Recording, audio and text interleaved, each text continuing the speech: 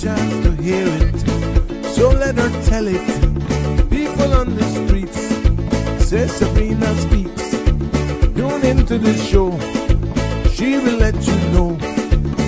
Tell all your friends and family.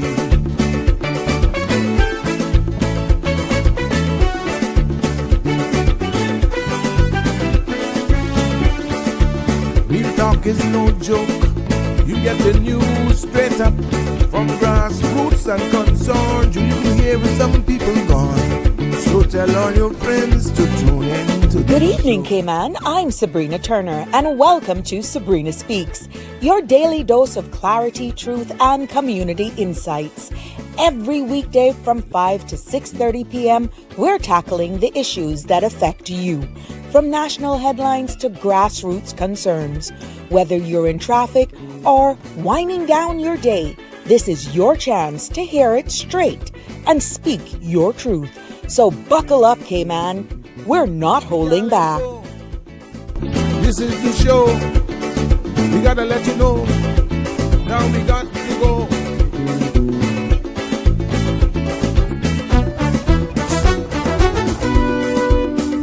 And now here's Sabrina.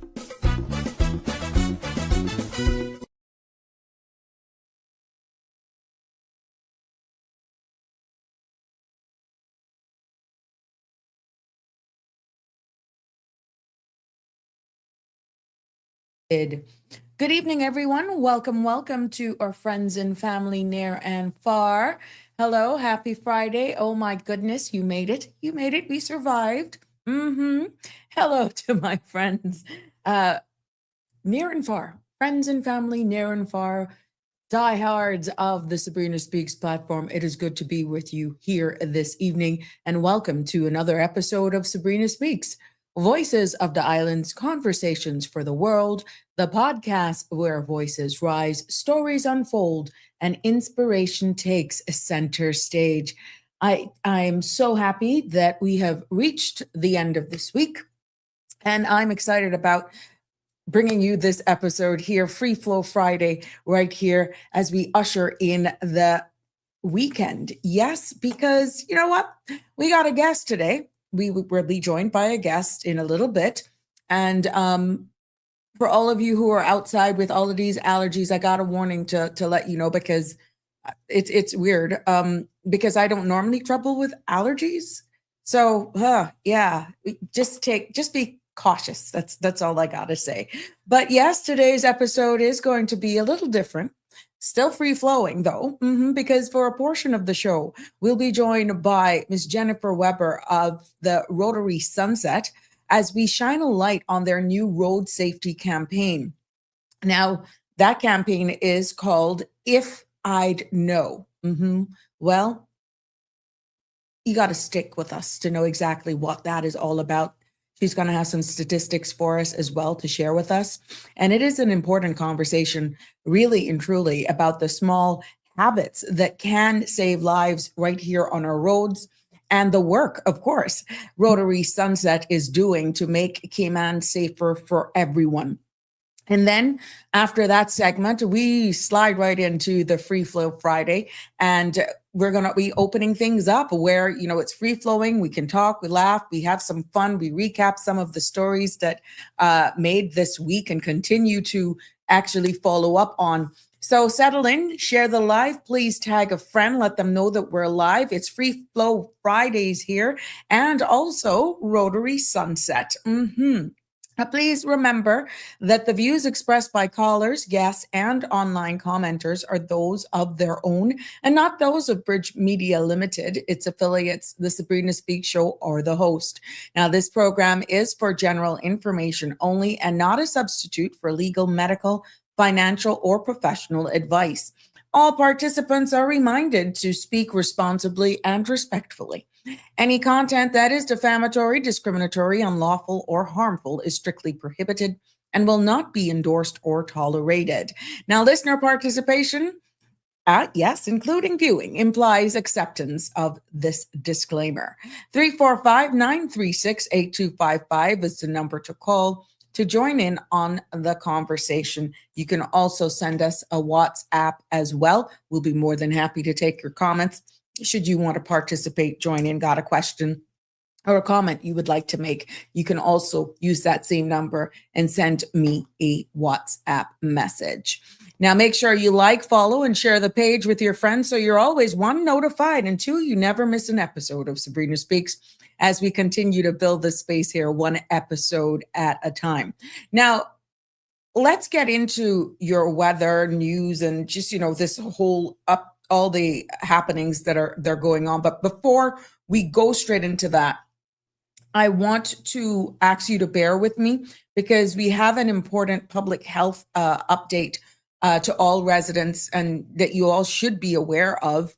And the Ministry of Health, Sustainability, along with Public Health Department, they have issued a formal notice in response to the Saharan dust alert, now in effect for us here in the Cayman Islands. Now, this advisory contains guidance for public health and for very vulnerable groups of individuals, including workplaces as well. So given the potential impact of air quality and respiratory health, I want to ask you to give me a moment so that we can go through the information that is being shared, okay? And this is coming directly from the Ministry of Health, Environment and Sustainability, together with the Public Health Department, is urging an important public health notice as Saharan dust alert has been activated by the Cayman Islands National Weather Service. Now, the alert is in effect from today through late Saturday, June 27th, with conditions expected to improve by Sunday, June 28th. Saharan dust can significantly reduce air quality and may trigger coughing, sneezing, sore throat, and shortness of breath. Young children, older adults, and individuals with asthma or other respiratory conditions are at the highest risk. Public Health is advising the community to take the following precautions. For the general public, limit time outdoors, especially during periods of heavy dust. Keep doors and windows closed to prevent dust from entering homes and buildings. Use air conditioners on recirculation mode or air purifiers if available. You're also encouraged to wear long sleeve clothing and protect your eyes from irritation. Wash your hands regularly to avoid touching your eyes and monitor for new or worsening symptoms and seek medical advice if needed.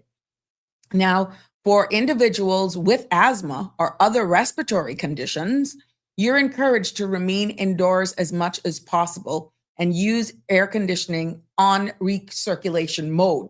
Now, this ensures reliever inhalers also ensure that reliever inhalers and medications are easily accessible. You're also encouraged to consider wearing well-filtered face masks outdoors if exposure cannot be avoided, meaning if you can't avoid going outside, you're encouraged to wear well-filtered masks. And you're also encouraged to contact your healthcare provider if symptoms worsen. For schools and workplaces, you're encouraged to limit outdoor activities, including sports and extended breaks. Now, keep windows closed where practical and inform parents and caregivers of the measures being taken to protect those vulnerable children. I know a lot of you like to go out with your strollers for those early morning walks, those afternoon walks. It's something that's a part of your routine.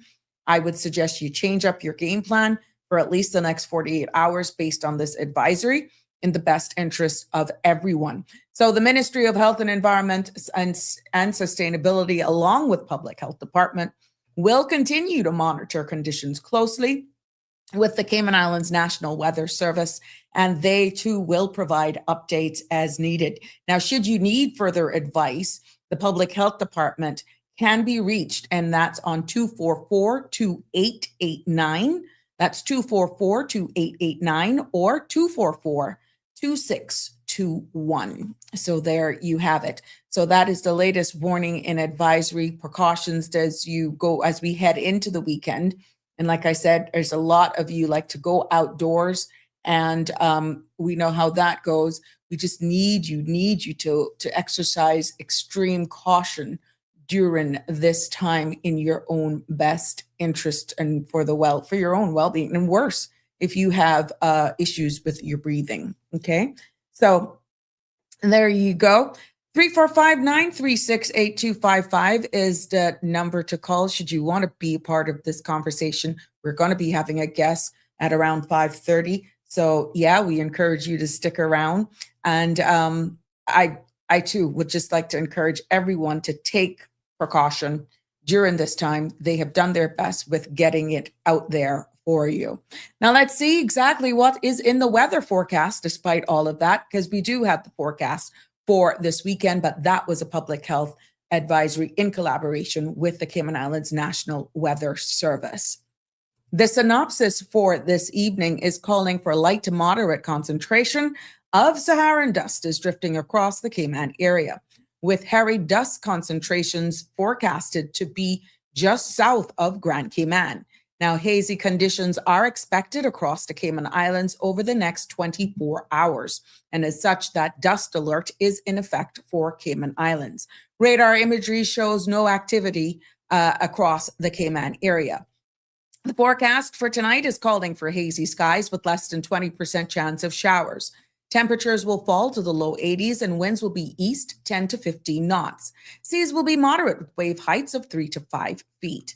The forecast for tomorrow is calling for sunny skies with dust haze and less than 20% chance of showers. Temperatures will rise to the low 90s with a heat index of near 103 degrees Fahrenheit. Winds will be east to northeast 10 to 15 knots with higher gusts, and seas will be moderate to occasionally rough, with wave heights expected to be around 4 to 6 feet, mainly along eastern and southern coasts. A dust alert will remain in effect for tomorrow, and also a small craft advisory will be in effect. There will be a high tide this evening at 8:54, a low tide at 2:55 a.m., and another high is expected at 7:41. Sun will set this evening at 7:06 and rise tomorrow morning at 5:51. The outlook is for that Saharan dust will persist across the Cayman area through late Sunday night, with concentration gradually reducing through Sunday. Marine conditions, however, are likely to become occasionally rough tomorrow, Saturday, and expected to return to moderate on Sunday.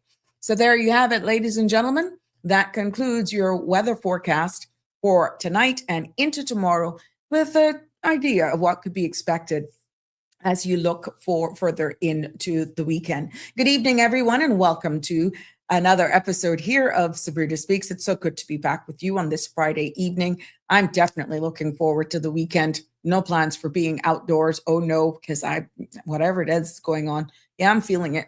Just a couple minutes, I go out with the dogs, and yeah, I am feeling it a little bit. But let's take a look and what's happening with our news. Yes, starting with local news here this evening. We see the Cayman Islands government officially welcomed NCAA champion Jayden Reed home yesterday at Owen Roberts International Airport, celebrating his historic achievements on the track.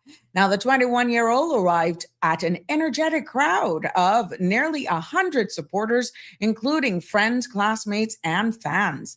Earlier this month, Reed stunned the athletics world with a record-breaking 19.63 seconds in the 200 meters and a silver medal in the 100 sentiment. That is setting his fastest man in the collegiate history. So we want to congratulate Jayden Reed for his accomplishments. We know what it takes. And congratulations and thank you to all of those persons who went out to make his return definitely a memorable one as we continue to follow him in his career.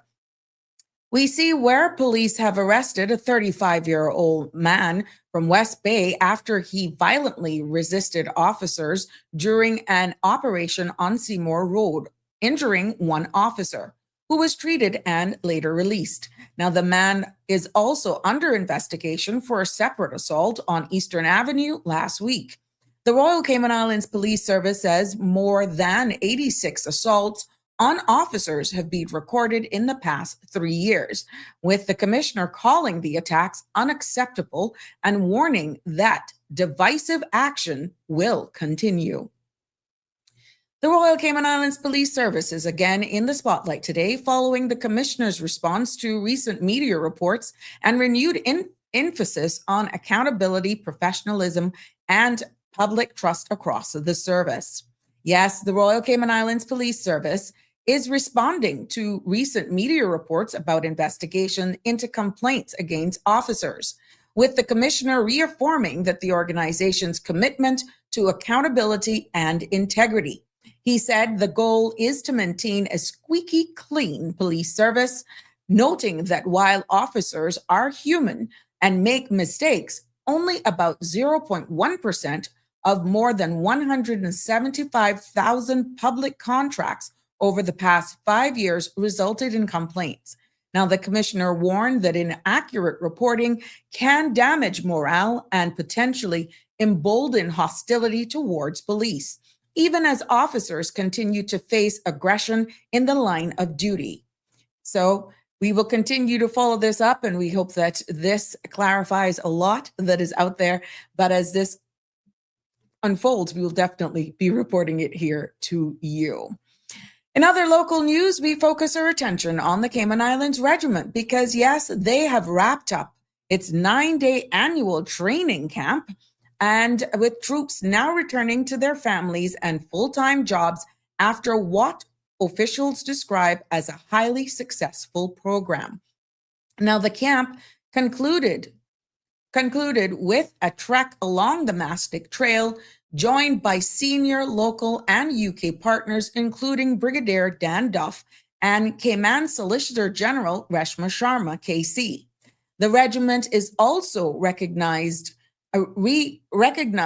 members for outstanding service and says training continues with recruit intake next month and upcoming regional exercises in Jamaica.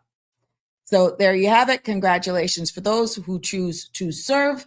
And I'm quite sure your families are happy to have you back home.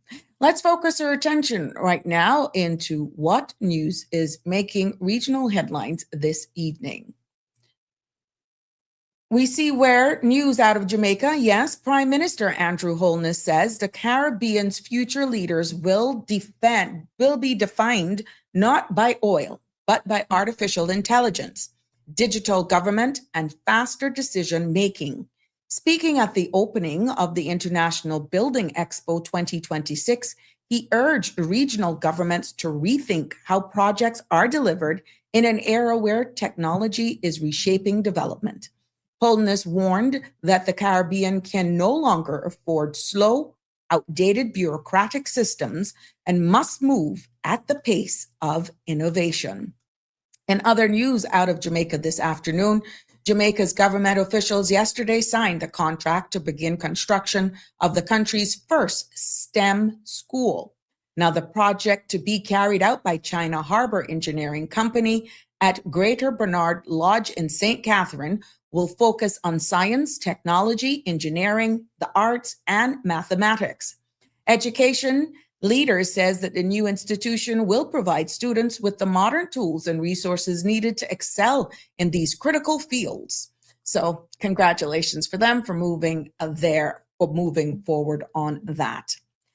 We continue to follow developments out of Venezuela this evening as international rescue teams are on the ground searching for survivors. At least 920 people have been confirmed dead and tens of thousands remain missing. The magnitude 7.2 and 7.5 quake hit just 39 seconds apart west of the capital, Caracas, marking the strongest seismic event in the country has ever seen in more than a century. Acting President Delcy Rodriguez says nearly 3,000 people have been injured while close to 50,000 remain unaccounted for. Now, the coastal state of La Guaira, one of the hardest hit areas located about 20 miles from Caracas, has now been placed under military control as authorities struggle to manage the devastation. And relief efforts are being supported by teams from several countries after aftershocks continue to hamper observations. Well, our heart really goes out to the people of Venezuela. And let me tell you something, the images keep coming out there. It's just heart-wrenching more and more as you see it. And I can't imagine what those people are actually going through. You just can't fathom it. And I'm quite sure these pictures are just barely scratching the surface of the realities and the horrors that is probably on the ground. Our thoughts and prayers go out to them.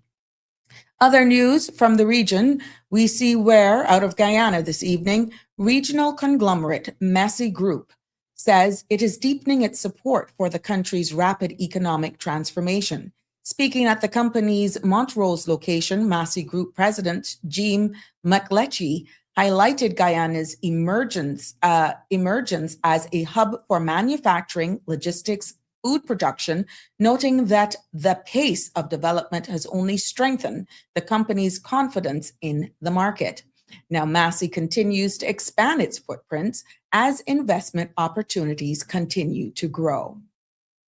Authorities in China says a small plane has crashed into Beijing's tallest building, triggering a small emergency response in the capital earlier today.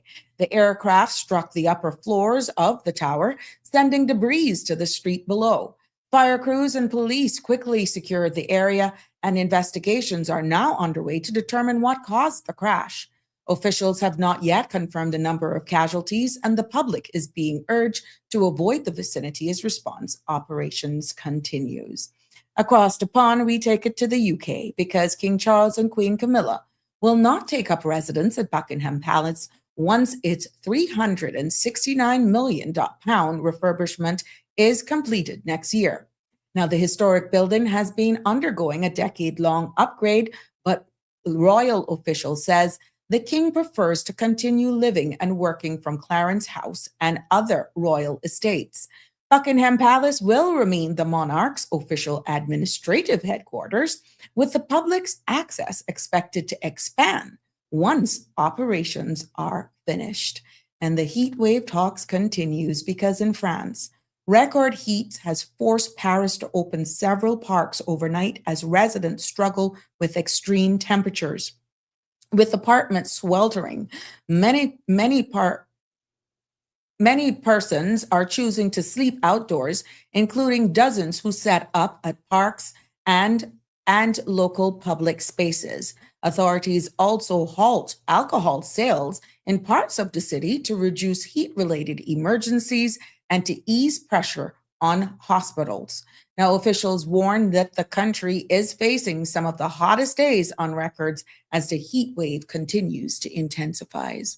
That wraps up our news segment here, local, regional, and you can, guess what?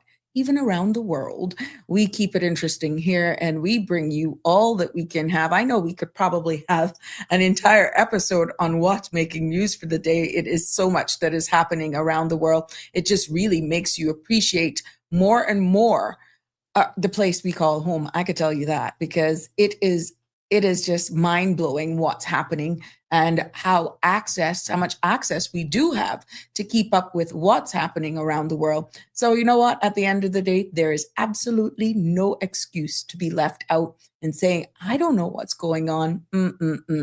I'm not going to buy that. Welcome, welcome one and all. And I want to say happy birthday to anybody who's celebrating a birthday today and all of the persons celebrating a birthday today on this special day. You're rocking it on a Friday and you're going straight into the weekend. Wishing you nothing but the best as you celebrate. Yes, and I'm wishing you many, many more birthdays as you continue to celebrate. Maybe again, it's maybe an anniversary. So yeah, we just making sure that we're sharing the love with you. And we want you to, wishing you many, many more to come for sure. So there you have it. And also for those who are mourning the loss of a loved one, we want you to know that our thoughts and prayers go out to you and your families as you navigate this difficult time. We want to make sure that we have some very important information here to tell you about because I notice where there's a reminder, an important reminder, it looks as though there's some missing information that is coming in, or lack thereof of information for those students who are applying for scholarships. And I was just trying to find a flyer, but it's not cooperating with me right now. But let me just remind you all that scholarships applicants are reminded that these applications submitted without final exam results and an unconditional acceptance letter from the institution of choice may experience delays in the processing of your applications. And you are all encouraged to ensure that all of the requirement documents are fully completed before your application is submitted. Because if it is submitted incomplete, applications with blank documents, missing documents, incompleted incorrectly may not be eligible for even consideration. So we want to remind you of how important this is. This is a reminder that, could save you a lot of time, maybe heartache and grief. And I know exactly when it's getting down to the wire, how important it is, should you be successful, to get your hands on that money, to lock in for your books and all that sort of stuff. You know what I'm talking about. But the key is, don't submit your application incomplete. You're only making it difficult for yourself. It's slowing down the internal processing is what I'm getting. Okay. And also, there's a public message from Workforce Opportunities because they wishes to advise the public of its temporary office hours. That's going to be on Friday, the 3rd of July. The counter will open from 8 until 1:30. The call center will be operating from 8 until 2:30, with regular hours that will resume on Tuesday. That will be the 7th of July. Now, work thanks to public for their understanding and encouraging all persons to plan and make the necessary arrangements in advance. So what I'm talking about is Friday the 3rd. Their counter is going to be open from 8 to 1:30, not the regular hours.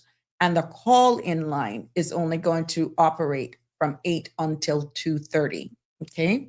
Another community announcement that you need to know about for the weekend is the official funeral for the former Chief Secretary, Mr. James Ryan, will take place tomorrow. That's Saturday the 27th at the Aston Ruddy Civic Center in 𝗙𝗥𝗘𝗪, and that starts at 2 o'clock.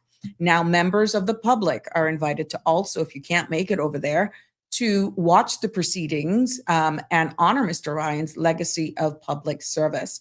That will be streamed live on CIG YouTube channel, CIG TV cable. That's Logic channels 23, C3, channel 3, and Flow. You can find them on Flow on channel 106. Yes. So there you have it. That's the housekeeping for today. I see you. Yes, hello, everyone. Happy Friday to you all. It's so good to have you here with us. And there we go. Gonna soon. There we go. It's so good to have you join us. Good evening, George. It's good to have you. Good evening to you. Real Michelle Teresa is here. Hello, everyone. Looking forward to your show. Coffee in hand and smile on my dial. Go, hugs and kisses to you. There you go. Alfred Real is also joining us on this fabulous Free Flow Friday. What trouble are you up to? What are you saying? Good evening, Auntie Sabrina. Let's make every day a public. Oh, you're so full of it. I want less to do, more time to do it, and more pay for not getting it done. You are something else. Thank God it's Free Flow Friday. Let's talk about that after we finish with our guests to hear about what is going on in this very important campaign. But I know where you're coming from, Alfred Real. You're just something else. Donnie is joining us this evening as well. It's so good to have you. Yes, that's remember, don't forget to check out Green Valley Nursery. Tomorrow, Saturday, they're open from 7 until 4. And she's sharing some beautiful pictures with us today. My content creators in bloom is what I call them. Yes, that's from Donnie. And this is a beautiful one as well from Connie Bonnie sharing with us today her beautiful orchids. These ladies have green thumbs like you would not believe. OMG. For me, I look at them too hard, they die. But I leave it to all you guys, my content creators in bloom. Definitely. Connie, good afternoon to you as well. Late leaving work and just be listening. That's okay. We just love you. We love you. Nevertheless, Andrew is here as well as we continue to build this community. And hello, Mr. Fullerton. It's been a minute. Hope you're doing well. So good to have you jumping on the live with us today. Andrew is also commenting and saying climate change and global warming is having global economic impact. Here in the Cayman Islands, how will we tackle the weather dilemma? Well, whenever you hear the word sustainability and sustainable way of building and doing certain things and making sure we protect our mangroves and the trees, hello, it's all tied in. We can talk about that in a few. Wake Up is here as well. And yes, our thoughts and prayers go out to Venezuela. I don't want to keep my guests hanging, but for those of you just joining us, welcome to the Free Flow Friday edition of the Sabrina Speaks. And this evening, yes, we're still free flowing, but we are happy to be having a guest joining us this evening, as we're going to be talking about road safety here in the Cayman Islands has become a growing concern. And, we've had fatal collisions. And even though the numbers are down, we got some guests that will be joining us and talking about this initiative that the Rotary, you know what? Let me bring my guests in studio. Welcome. I don't want to take the wind out of your sail. Hello, happy Friday. How are you? Hi, Sabrina. Thank you so much for having me on. I was getting excited hearing you start to talk about this. Yeah, that's going to cut out of your time, Miss Jennifer, but thank you so much for being here with us. And to my listening and viewing audience, should they be in traffic, joining me this evening is Ms. Jennifer Weber. She's president-elect and founding member of the Rotary Sunset Club. And she has served as Director of Community Service and Director of International Services. And she will officially take the role of President coming in July. Welcome. Yeah, well, thank you very much. Yeah, so we are the Rotary Sunset Club. And if any listeners are thinking, I thought it was called Sunrise. Yes. There is a Sunrise Club. There's lots of Rotary clubs. There's several. But we are the newest one. We are Rotary Sunset. We've been around for about 3 years. So we are the new kids on the block. We're a little bit different than the other Rotary clubs because we only meet 2 times a month instead of meeting every single week like the other Rotary clubs do. But we like the idea of less meetings and more doing in the community. Makes sense. If anybody is interested in Rotary Sunset or looking for more members, I'm happy to grow our club. Okay, that's good. And I'm happy that you're actually explaining exactly that this is the newest kid on the block. So, because a few times it's funny how the brain works. I kept saying Sunrise, but I know what I was seeing. Yeah, I know, and I was blaming myself, to be honest. Honestly, the easiest way I explain how many Rotary clubs there are is to think about it in terms of meals. So there is a breakfast club, a lunch club, a dinner club. Okay. We are the meet for a drink club. Oh. And so you can have dinner. It's in a restaurant. You can order food if you like. But that's the easiest way to explain it as far as I'm concerned. And basically the reason why there are several different Rotary clubs is just because Rotary clubs are a community service organization, right? They're all about service. Yes. And different people with different jobs have different schedules and are able to attend meetings at different times. So if you're somebody who wants to start your day early and go to the sunrise meeting, you're going to go and join the breakfast club. If you're Right. somebody who can take a nice lunch, you go for the lunch club. If you want to do one after work, you do the after dinner, you do the dinner one. If you're looking for a little less meeting and a little bit more, I think of us as really affordable, because instead of having to pay for a meal every single week, you can get a meal if you want to, but first of all, we have half the number of meetings.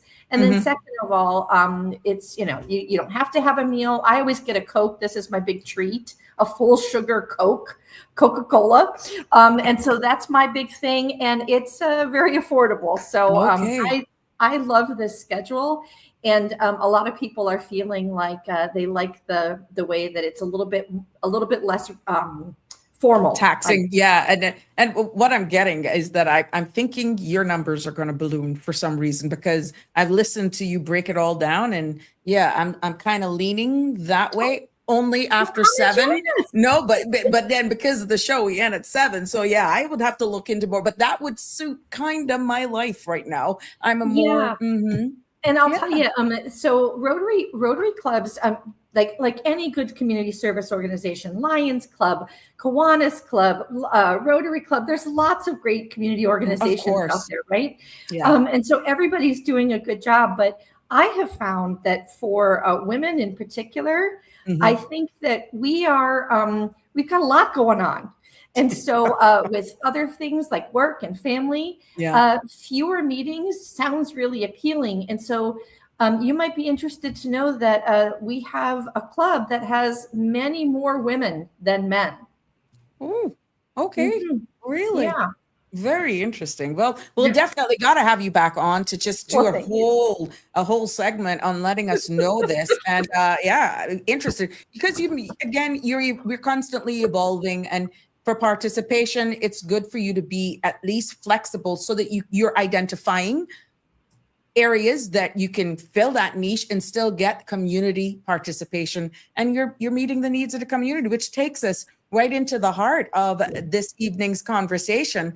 And that is the If I Know campaign. Now, Ms. Jennifer, just what exactly is this whole Rotary Sunset's new road safety campaign, and what inspired it? Okay, so thank you so much for asking about this and getting us on track.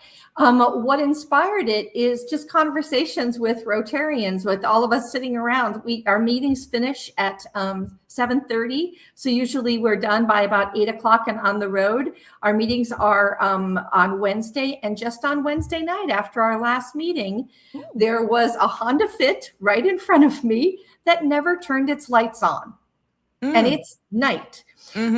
So what happened is we were all just kind of having conversations about things that we're noticing on the road. And we said, you know what, if this is a thing in our community, we're Rotarians, we should do something to try to help and make a difference. So the whole campaign, it's just a safety awareness campaign designed to help prevent accidents and at its core, save lives. So the campaign is just built around simple truths that a lot of crashes happen just during ordinary moments, like little small mistakes, distractions, and assumptions that we make, like that the car in front of us is going to continue to go forward. And suddenly, sometimes the car in front of us stops to pick up a friend, or they stop to make a turn that they didn't expect to make without a turn signal on. And if we're looking down at that moment, we might not notice, and we might run into the car in front of us. Correct. So it just encourages drivers to think about the moment before an accident happens, and then that to consider how one small little different choice can make a big difference and change the outcome. And so hence the name of the campaign is If I'd Known, One Small Habit Can Change Everything.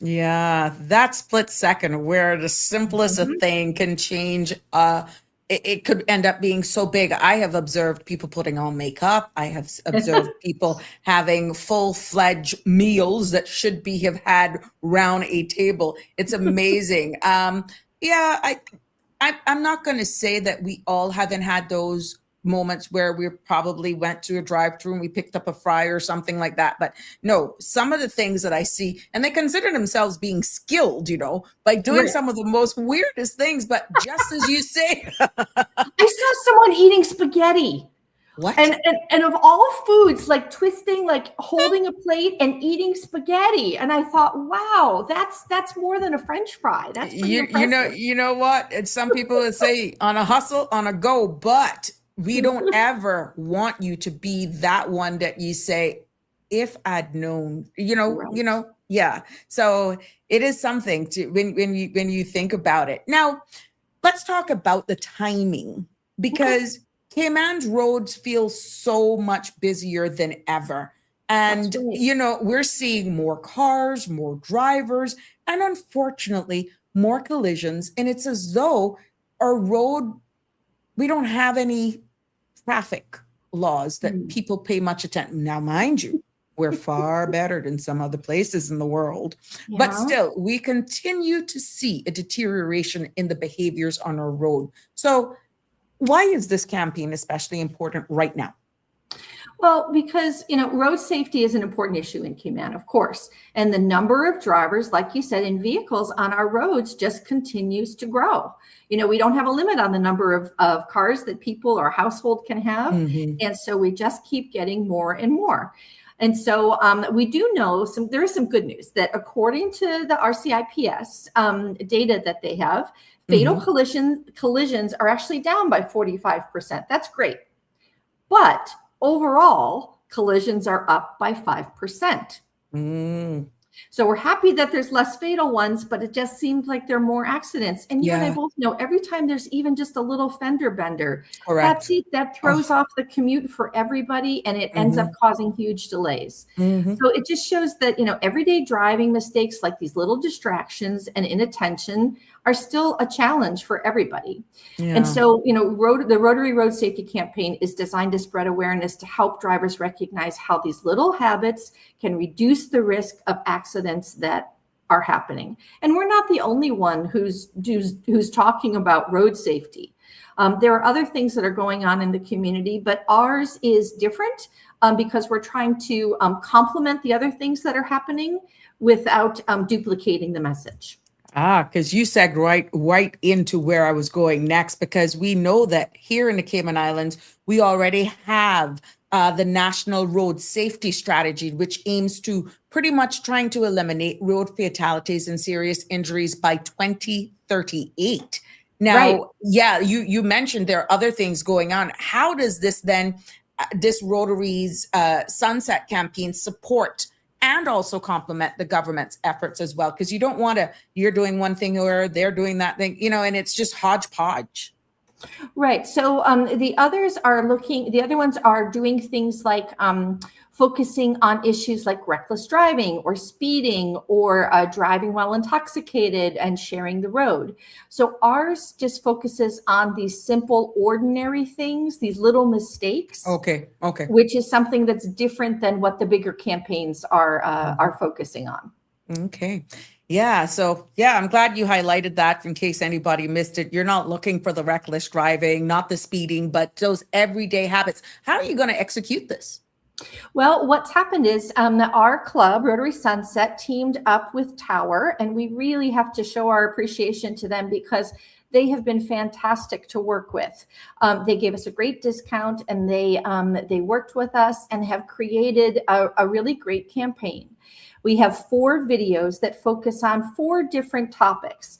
And those videos, because it's just for the public good, we're asking everybody to share them. So we have them out on our Instagram and our Facebook, and we've asked other people like the MLAs to share these messages as well. And nobody needs to have our permission. Nobody has to pay anything. Nobody has to have permission. Right. You can share it on WhatsApp, Instagram, Facebook. You can share it with your church. You can share it with your friends, any way you like. We just want to sort of amplify the message as much as we can about these 4 simple things and just kind of give everybody an extra reminder. And I'm guilty of it too. We all need these reminders to make sure that we are all doing what we can to try to stay safe. Correct. And we heard that there's 4 things, but right. let's just, for the sake of those, so that we just cover it and make sure that no stone is left unturned. Sure. The lights on, be seen, stay safe. Explain that to me.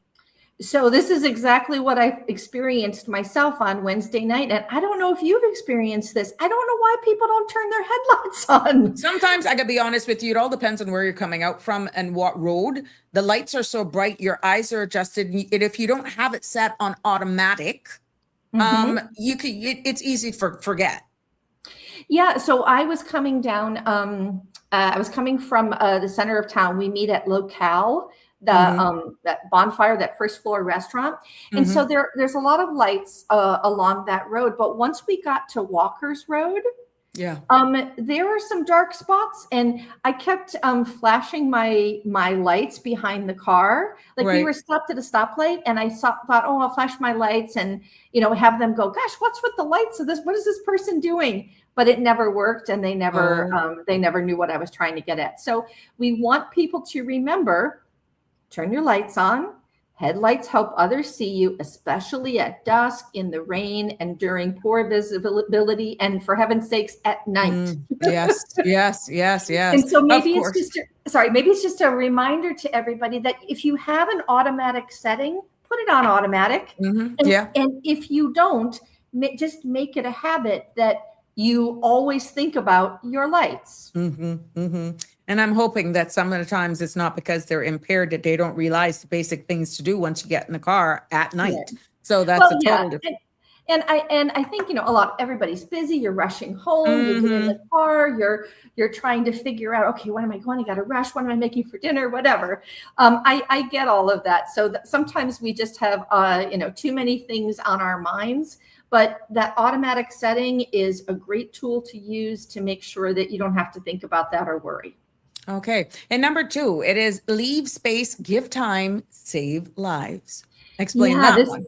This is what we were talking about. I think in Cayman, it's especially during the day.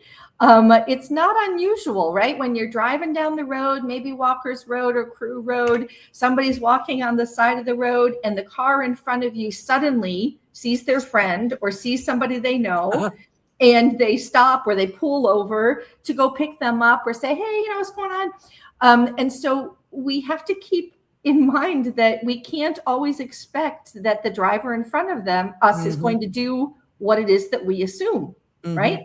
So if we keep a safe distance, leave a little space, it gives us time to react, save lives. We can stop when we need to, and give a little bit more time for us to react and the cars behind us to react as well. Definitely, because we know for sure tailgating is a real issue here. And this whole thing, they would literally, sometimes it's just irritating, and you're like, only in the tropics. You literally have seen full-blown conversation because the 2 lanes, and they'll be having conversation going at the same, and they'll be actually having conversations. Yeah, I've witnessed that. My favorite thing is anytime I'm in the BRAC, that every time you pass another car on the road, that they wave you. Actually, it's not even a wave; it's a finger. You know, it's a 𝗙𝗥𝗘𝗘. That it's a finger. or you have to stop. Oh, everything. Yeah, everything. Okay. Yeah. Oh, okay. You're going. Is your cousin back? Oh, okay, great. It's to me, it's incredibly charming. But the good thing is that in the BRAC, there just aren't that many cars on the road. Correct. Here, everybody's moving. Everybody's got places to go here in the big city, and so we got to keep moving, and that means that we all have to keep aware and make sure that we leave a little space. Yes. And number 3, we got phone down, eyes up, stay alive. Now this one hits home for a lot of people. How dangerous is that? Quick glance. Me included. Because, even if you just glance down at your phone to check what time it is, for example, and then you see a message come in. So, sometimes you're not intending to use your phone, but if your eyes are down and you're looking at something else, you're distracted, right? Correct. And so phone down, eyes up, stay alive. A quick glance at a mobile phone can be enough to cause an accident. And let's face it, it's not like when we're driving, we are exclusively focused anyway. Right. When we're driving, if we have anyone else in the car, if you're a mom and you have kids in the car, you're driving and you're listening to what they say, and then they go, "Oh, mommy, I dropped my juice," and then you're trying to reach for the juice, and then you're listening to the radio or anything else that's going on, and then you look at your phone, you've got 3 or 4 distractions that are going on there. So how many of us have actually gotten home or going to a particular destination and you cannot, for the life of you, you got there, but you cannot tell what you cannot recall what you passed, how you got there. You're an autopilot. That's, how much of us are doing that? Because your headspace is someplace else, or you're actually having conversations, or you're thinking, what did I do? Or you're recalling where you're coming from, or preparing for where you're going mentally. Wow, it's real. Yeah, and we just autopilot, we zone out. And it used to be, I remember I used to have to pick my kids up after they used to swim every day. My kids grew up as swimmers. And so after work, there were 2 places that I drove, home and to the pool. And even after my kids weren't here anymore, it took a while to adjust. If I was on autopilot, I would drive to the You pool. would automatically. And I don't even have any kids there. So yeah, it's so true. We get on autopilot and we have a routine, right? Right. And so we just do it. And then there's one last one. Yes, the 4th one is good drivers stay ready. Now, defensive driving, what does that look like in everyday life? OMG. Well, I think defensive driving is a lot of things. One, it's when I know that when I'm driving on West Bay Road, if I'm going by the Pink Plaza, the Blue Plaza, or whatever, I can anticipate that, there's a lot of tourists around there. They're pulling out. They might look the wrong way and come driving straight at us. I've had that happen a couple of times. And so we just have to be, I guess, hyper vigilant. When there are a lot of cars on the road, we have to anticipate that somebody might not be going the correct direction. On roundabouts, we all know that at any moment, somebody could be in the wrong lane and then suddenly cut over a cross in front of us. And actually, just as a side note, just this morning on my way to work, I had an incident and I thought, I don't know if this is legal or not. There was a roundabout. Somebody stopped in the middle of the roundabout and then waved 6 cars in. Oh, wow. Is the roundabout? They Yes. were already in. No, you're not supposed to stop in a roundabout. The traffic law says you don't stop in a roundabout. You continue to go, and those who are entering the roundabout enters in cautiously once there's a safe distance for that car in the roundabout. But yeah, no, you do not. Once you're in the roundabout, you don't stop. That's the only place that you get away with courtesy. And as a matter of fact, right now, they're saying even in the flowing of traffic, you actually slow down traffic when you stop to let somebody out of the side road if it's not already bumper to bumper. Yes. And so this just happened to me this morning. And I thought, for heaven's sakes, this is a new thing that I'm seeing now. And I mean, I know that I'm sure that person felt like they were doing a nice thing. But they're not following the rules of the road. And once by they're doing in the roundabout, no, you don't stop. Once you're in there, you continue.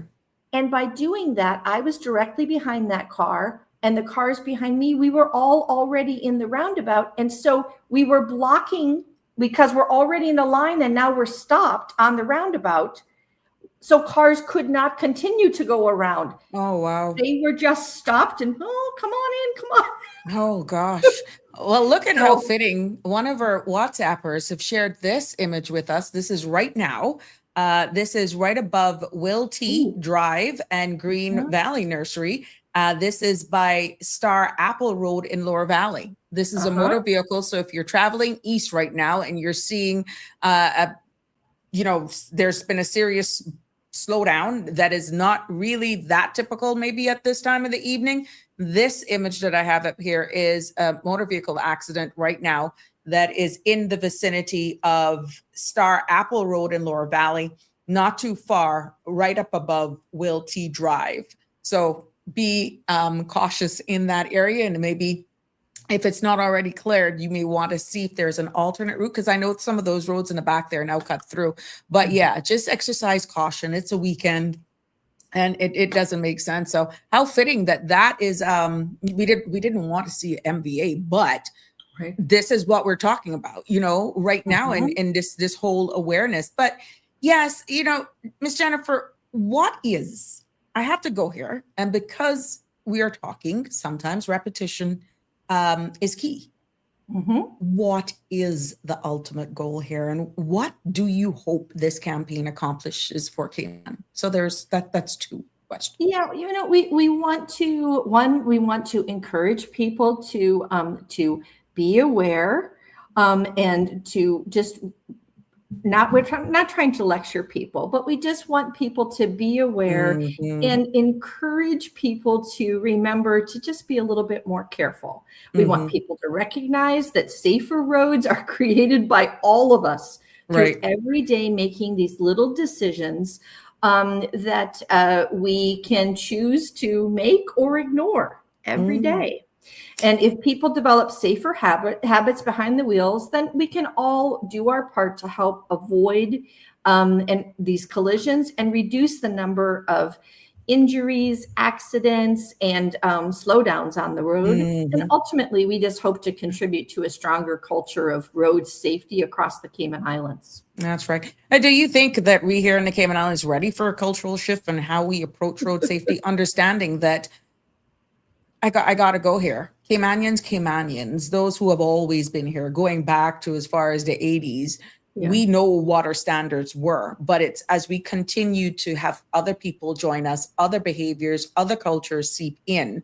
Here we are trying to gain back what wasn't lost, but it's because who we are is being diluted and we're seeing bad practices coming in. So I wouldn't even, when you look at culture, it's just the behaviors. What you may be accustomed to from where you're coming from is not tolerated here. You think that will make your work even harder because you're not dealing with locals alone with these bad practices. Yeah, and I think by making these messages simple, I hope that they apply to everybody who hears them or sees the video, and it helps just sort of refocus people's minds on doing these things.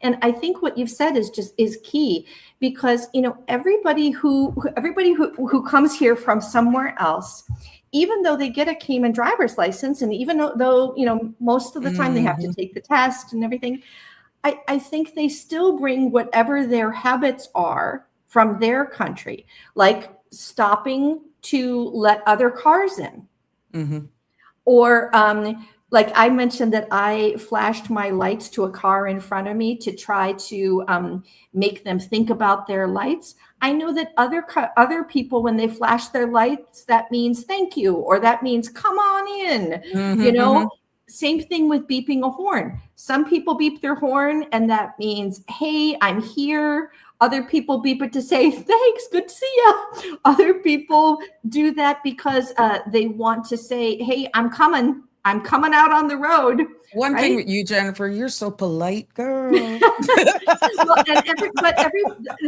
everybody brings their own ideas, and they don't feel like they're doing anything wrong. It's just that we don't all communicate that way when we all come from different places. Yep. And so, yeah, I do think it's key that we all have to make sure that we know the rules that apply here and follow the rules here, because this is where we live. This is where we're driving.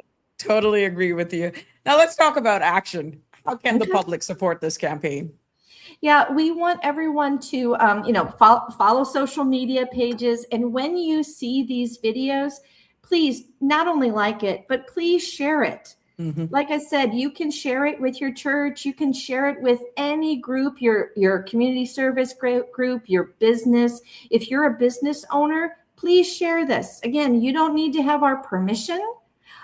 Just go ahead and share it. Nobody you're not going to get charged. We've already paid for this. And like I said before, Tower has done such a good job of helping us by booking interviews like this. Thank you so much for having us on. Cayman Marl Road has been showing these videos, and so have other places. We appreciate it. I'm happy It seems like every day on my phone through various platforms, I'm seeing these videos 3 or 4 times a day, which makes me happy. Your But algorithms are picking up. Yeah. yeah, but I want everyone to be seeing these That's a right. lot. So please, And we'll be keep sharing them here as well on our pages so that it furthers to extend the reach. I don't know if you can see it, but somebody popped up a message, and it's Ms. Ann Stevenson says, "Hi, Jennifer." Oh yeah, I posted it there for you so you could see. Yeah. Hi, Ann. Nice to see you. Thank you for listening. Tell your family that I said hello. And we have Connie here, one of our content creators in Bloom. She was actually talking about when we were driving in autopilot.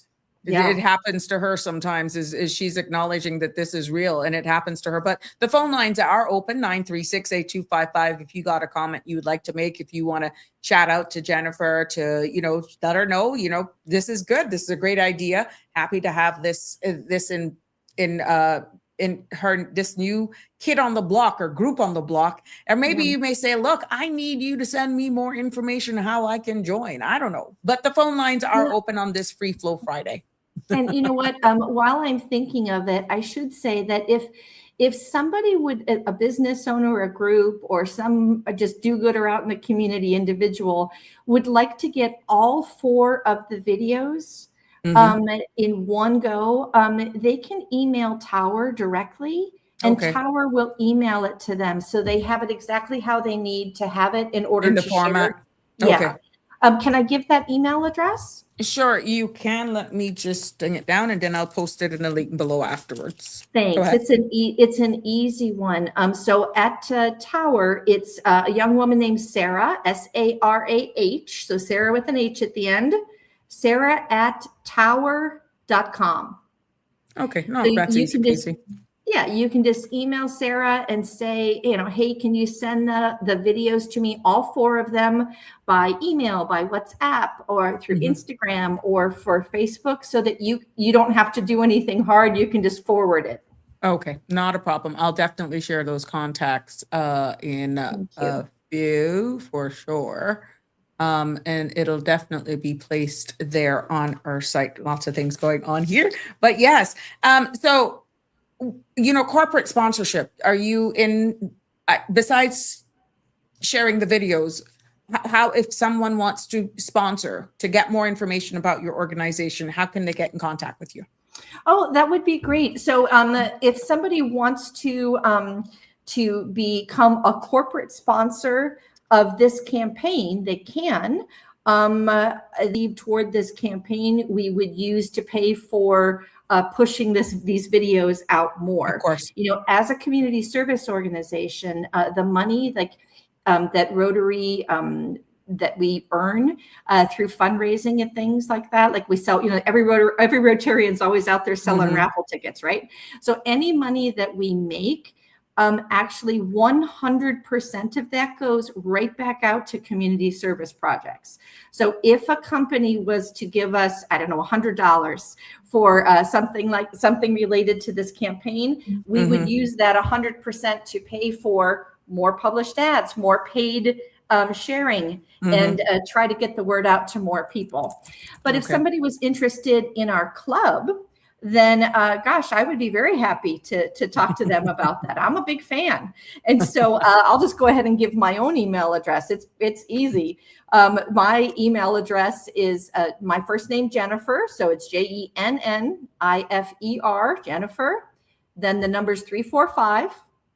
And then my last name, Weber, and it's Weber with only one B, like the barbecue grill. That's the only part that you have to try to remember. Okay. At gmail.com. There we go. And I honestly don't mind giving my WhatsApp either. I feel like everybody has it anyway. I do. But if somebody wants information, we are the Rotary Sunset Club. We meet the 2nd and 4th Wednesday of the month. We meet from 6:30 to 7:30 at night, just 1 hour. Right? It's appealing. But not for me. My show ends at 7. So, oh Lord, yeah. So we meet for just 1 hour, and it's fun. We, part of it is we're a community service organization, but it's also a club. So we're supposed to have fun. And we do. We have a lot of fun. Okay, there you go. Well, Miss Jennifer, I'll definitely share your details even after the live ends, and we'll do our best with assisting you in promoting those videos. But before we wrap up and just end this segment here today with you, I want to give you the floor. And, whatever final word, message you want to leave with Cayman Islands tonight. We do have persons that are joining the live, a different segment. So please don't feel, oh my God, they don't want to hear this over again. No, this is your opportunity. I'm giving the floor to you for whatever final message or messages you would like to leave with the Cayman Islands here this evening.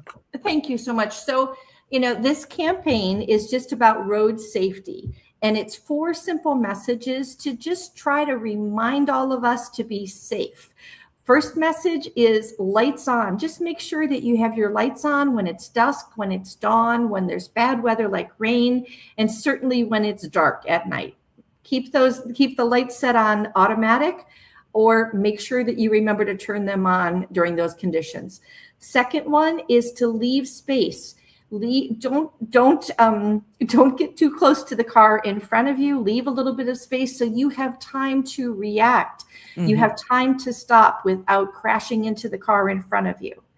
Third message is phone down, eyes up, stay alive.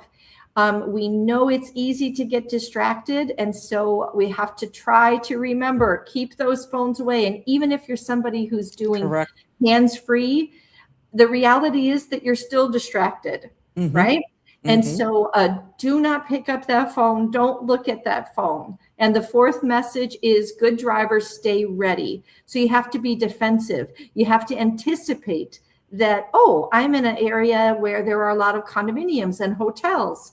And so tourists might be pulling out and going the wrong direction. Or, here I am at a busy roundabout.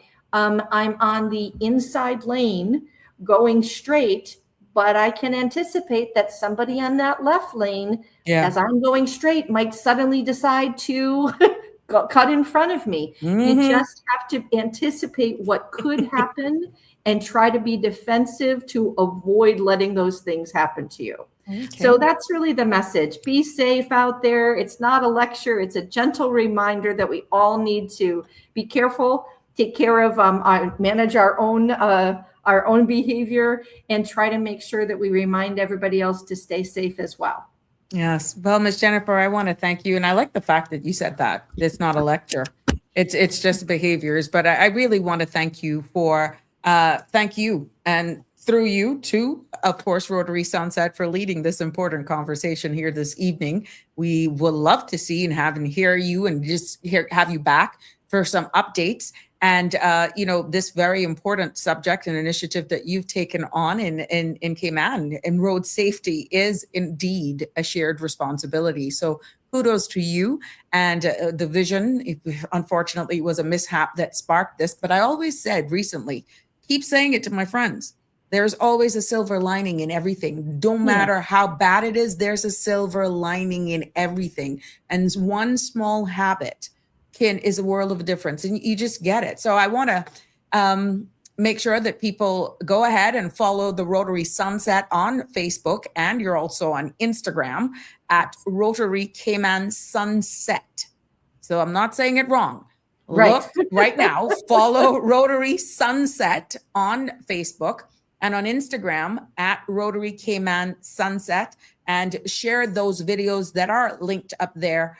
And most importantly, to drive safely. Ms. Jennifer, please have a fabulous weekend. I'm looking forward for some updates, and all the best on this campaign. Thanks so much. It's a pleasure to see you again. Normally it used to be when you were Minister of Health, I would always see you and I would say, let's take a selfie, right? Yes. So it's fun to see you in this Jennifer is something else. Jennifer was always, we got to do it. We got to do it. And I was like, Jennifer, everywhere. We got to do a selfie. We got to do oh my gosh, you're something else. And it was always because for the Cancer Society, every one person who works at a charity, you got to do 3 jobs. So I was always doing the social media too. So yes. Lots of selfies. Good for you. Thank you so much for having us on. We appreciate your support. And last thing just to say is to, show your love and support for all the wonderful community service organizations that are out there. Correct. There are so many groups that are out there doing good work. Support them with those raffle tickets and whatever else that they're doing, as long as it's going to go back into the community. Maybe you'll get lucky and win. Maybe one day I'll win something. I buy every single raffle ticket. I never win anything, but they all go to a good cause, right? Let me tell you, that's my sentiment. And I'm like, okay, girl, you're just doing a donation. That's and then right. but somewhere in the back of your mind, but if I can only win. I always feel like every time I don't win, I feel like, oh, that maybe this brings me one step closer to saving my luck for the really big prize. Exactly, girl. Completely You don't stand a illogical, chance unless you constantly support her by, That's right. Ms. Jennifer, thank you so much. Have a good weekend. You're more than welcome. Thank you. There we have it. Yes, Ms. Jennifer, so good to have her with us. And I'm happy that she was able to join me here this evening. And K-Man, before we move on, I just want to remind you that this campaign definitely matters. Just in case you're joining us, you're like, what are they talking about? One small habit can change everything when it comes to road etiquette. Road manners, just adhering to the traffic laws here in the Cayman Islands and reducing your speed, just following the laws, paying attention to the signs. They're there for a reason. And for those little things that look like sticks on the side of your steering wheel, you call those indicators. Yeah, they're there for a reason. Yeah. Let's stay alert. Let's look out for each other. And definitely that's doing our part in keeping our roads safe. So welcome. It's Free Flow Friday here on the Sabrina Speaks platform with our live with this Free Flow Friday. 345-936-8255 is the number to call if you want to join in on the conversation that you may choose. We welcome it here today. And for just a reminder, I'm going to post this. There is a motor vehicle accident that has been reported in the Lower Valley area, just in the vicinity of Wilty Drive and Star Apple Road in Lower Valley. So in case you're in that area coming either into town or heading east, you have to be aware that this is a reality. This is happening right now. And I'm hoping, that it'll soon clear, so you can make your way wherever you're going to go. But this reminds me to just make sure people exercise caution on our roads. We know we've heard the stories from our first responders and definitely those who are behind those lines at 911 that Friday, and this is known all around the world, Friday is a weird night for first responders. So yeah, it has started early here and we're hoping that we don't have any more for this evening. But for those of you heading east or coming from the east into town, that's what could be causing some snags or some delays in or build up in traffic there. So again, phone lines are open 936-8255 to join me in this Free Flow Friday. It slipped me to remind you all of an upcoming event. So please forgive me. Look at here. Just when I needed it. Remember that? Just when I needed this. Remember I was looking for this? Yes. This is the scholarship application reminder that I was telling you all about, and I couldn't find a darn flyer.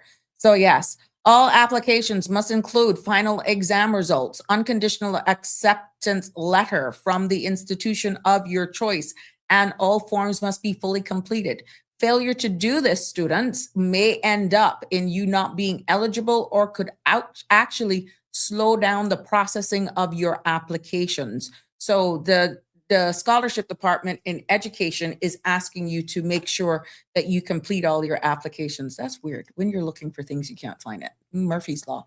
And this one, Polished Presence Consulting, they're having a week of Polished Presence Etiquette Week of 2026. And that is running from July 27th to the 31st. So here's a QR code if you want to know more, to enroll or to get some more information on this. This is going for youths and their young adults as well. And just scan the QR code. We're going to be giving you some more information about this upcoming event definitely in the coming days. And registration deadline is July 17th, but we'll go more in depth as to what's in store, what's behind all of this, and why you should get involved and definitely sign up for this event. Good evening, caller. You're live on Sabrina Speaks. What's on your mind? Good evening, been a Sabrina. minute. How are you today? Although I feel that you are all right, but can I get a formal response to you whether you are fine? I'm thankful. I'm thankful, sir. I'm quite sure at some point you felt like a witness who is in court and being asked a question. Can you answer it? Yeah, Answer it, you know, answer it. I gotta be scared. I gotta make sure I navigate this minefield with how I answered that. But thank you for your asking. I should be asking you. It's been a minute. Well, it's been quite a bit. Yeah, they're doing one or two things and so on, but always listening in and making sure that I don't fall behind. Thank you.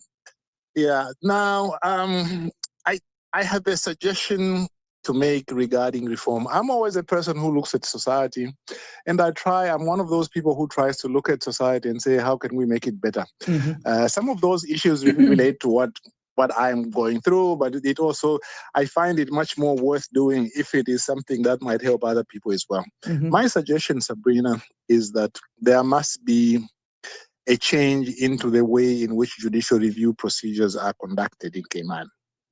Okay? Now, I don't want to make it a lecture, but basically, when you sue somebody in Cayman, you sue the government or you sue anybody, a member of the public or a company, you issue a writ. That writ, that document that you first file in court, that is public. It is public in the sense that it goes on the public register in the register of the court, and anybody can go in there and read it. That's why, as you know very well, journalists can go in and say, oh, X is suing Y, X is suing Y. That first document that you file is public. The rest are not public, but that one is public. The difference is that in judicial review, it doesn't work like that. So in other words, if you want to challenge a decision of government on an issue of public matter, a license, immigration, this and that, when you apply for, you can't just bring an application for judicial review. You have to ask for leave to bring judicial review. In other words, permission to bring the judicial review. Now, this has always not been like that in Cayman. All over the Commonwealth, whenever you seek leave to apply for judicial review, that document is also public. Even in Cayman, it has always been like this, but it only changed in 2019 when there was a decision by Justice 𝗙𝗪𝗪, who said, well, in Cayman now we'll change the system. That document will only become public if you get leave, okay? And that is a problem, Sabrina. And my case, which is going on right now, is an example of why it is a problem. It has been widely reported, oh, I failed again to have a judge disciplined and so on and so forth, okay? But you know, the reason is that everything that is being said there is what the judges have decided to make public. My original complaint, which has the arguments, the cases, and so on, you are not hearing about it. Why? Because they are confidentially sealed in court. Let me give you just two examples, and I want to bring in the case of the ombudsman and to show you how the public really is not being well served.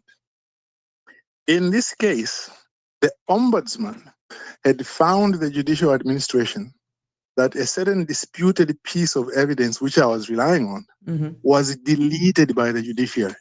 Okay? After it was deleted by the judiciary, the ombudsman told them, you can't delete a record of a court proceeding, especially not after a freedom of information request has been made by a person involved in that proceeding. He told them you are in breach of the National Archives and Public Records Law, Section 6, which says that every institution, including the judiciary, must keep a record of its affairs. So don't take that from me. Don't take that from me. That there's a decision made public, is on the website even now, and I made it available in the course of the case. So what do you think should be the case? If you delete a record and then you say, oh, but you haven't proved what you are saying in your claim, Because where is the record which says that? And I say, well, but you have the record. And then they say, but we have deleted the record. You see, you are not hearing that. Why? Because the judges don't want to talk about that.